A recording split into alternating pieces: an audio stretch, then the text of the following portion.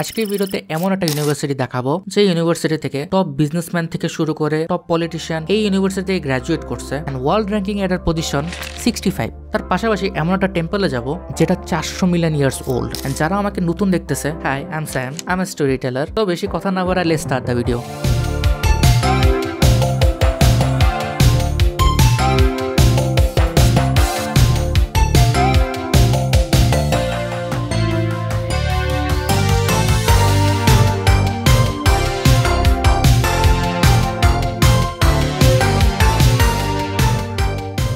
Last ভিডিওতে আমার একটা কলিগ কমেন্ট করছে, ভাই 5 মিনিটেই শেষ, আপনার কলিকাতা হার্বাল দরকার।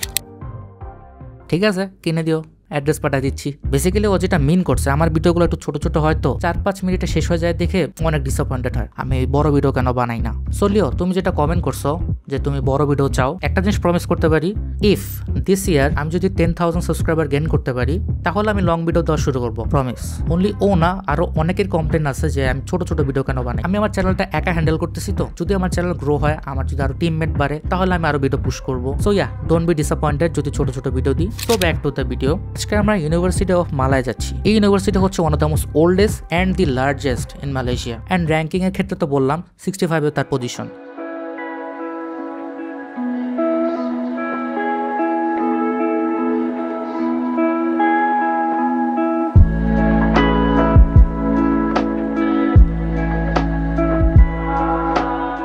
ইন্ডিপেন্ডেন্ট হওয়ার পর এটাই অনলি ইউনিভার্সিটি ছিল at that time. And already বলে ফেলছি যে এখান থেকে টপ পলিটিশিয়ান, বিজনেসম্যান, তার পাশাপাশি 5 জন প্রাইম মিনিস্টার এখান থেকে গ্র্যাজুয়েট করছে। অ্যান্ড এই ইউনিভার্সিটিতে এস্টাবলিশ হয় 28 সেপ্টেম্বর 1905। একটা জিনিস নোটিস করলাম, আমরা বাংলিশ লিখি না। ফর এক্সাম্পল এই ভিডিও তো বাংলিশ লিখছি আমি, ওই দেশে ইংলিশে মাংলিশ লেখে। আর what the fuck is Manglish? Basically তারা প্রোনাউন্সিয়েশনটা এমনভাবে লেখে যেটা easy to read. For example এখানে ফ্যাকাল্টি সায়েন্স লেখছে, আসলে এটার মিনিং হচ্ছে ফ্যাকাল্টি সায়েন্স। ওনারা যদি আমাদের দেশে এই ইউনিভার্সিটিটা খুলতো তাহলে সবাই সমালোচনা করতো, ফ্যাকাল্টি বানান পারে না, সায়েন্স বানান পারে না। আমাদের দেশে তো বইমালাও গেলেও বলে, এই সায়েন্স বানান বলো। আমাদের দেশে বানান নিয়ে অনেক কামড়াকামড়ি আছে, মানে কি আর বলবো। বাট ব্রো, এখানে actually no one cares. But কেউ আপনাকে আজেরা জাজ করবে না। অ্যান্ড আমাদের দেশের মানুষরা জাজ করাটাকে কুলনেস মনে করে। ম্যাক্সিমাম মানুষ কোশ্চেন অ্যান্ড স্টেটমেন্টের মধ্যে তফাতই বুঝে না, ছোট ছোট জিনিসের উপরেই ফোকাস করে বেশি। 2-3 মাস আগে আমি একটা ভিডিও টিকটকে পোস্ট করি অ্যান্ড ওই ভিডিওটা ভাইরাল হয়েছে। অলসো হেইজি ম্যানের মতো কন্টেন্ট ক্রিয়েটর আমার ওই ভিডিওতে কমেন্ট করে। প্রবলেম ওখানে না, ওই ভিডিওতে আমি কোনো স্টেটমেন্ট দিই নাই, আমি একটা কোশ্চেন করছি, কিন্তু 20% পাবলিকে বুঝে নেই। তাদের মাথা ব্যথা আমি ভিডিওতে কেন 3বার লাইক বলছি। Bro, grow up. Back to the story.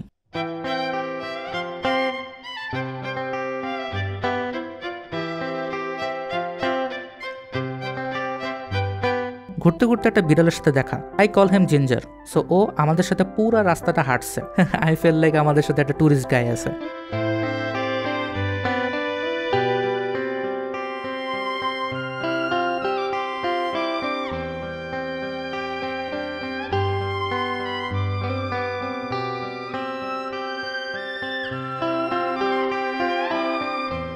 তো ফাইনালি জিঞ্জারকে বাই বলার টাইম। অ্যান্ড আমি অবাক হয়েছি, একটা স্টুডেন্টও নাই এত বড় ইউনিভার্সিটিতে। সো তারপর আমরা বাটু কেভসে যাই। বাটু কেভস, বাটু।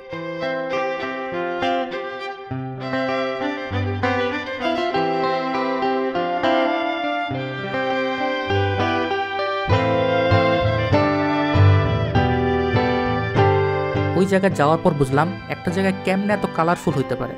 এটাকে অনেকে টেম্পলও বলে, কেভও বলে। সো বেসিক্যালি উপরে যেতে হবে সেটা দেখার জন্য। Exactly 272 steps. সো উপরে উঠতে উঠতে অবস্থা খারাপ, বিকজ সিঁড়িগুলো নর্মাল হাইটের না, অনেক উঁচু উঁচু অ্যান্ড শর্ট। পা ঠিক জায়গায় না পড়ার একটা রিস্ক আছে।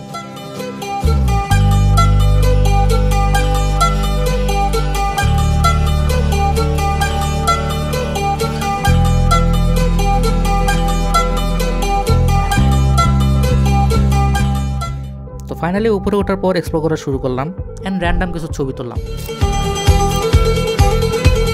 অ্যান্ড আমার কোশ্চেন, ভাই হোয়াট দ্য হেল, এত উপরে মুরগি কেমনে আসলো? নাকি ওই রেস্টুরেন্টওয়ালা মুরগি পালে যাতে কষ্ট করে নিচে না যাওয়া লাগে, যাতে করে মুরগি বড় হইলেই আল্লাহু আকবার। অ্যান্ড এই কেভের স্টোনগুলো ভাই একটু ডিফারেন্ট মনে হয়েছে আমার কাছে। নাহলে কেমনে এত বছর ধরে নিজের শেপটা ধরে রাখতে পারছে?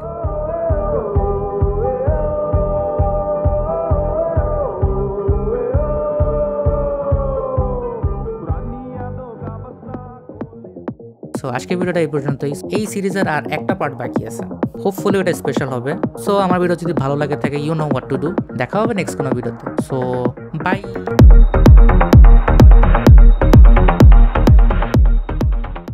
অ্যান্ড কিছু কিছু পাবলিক বলে তুমি কিছু করে দেখাও, ব্রো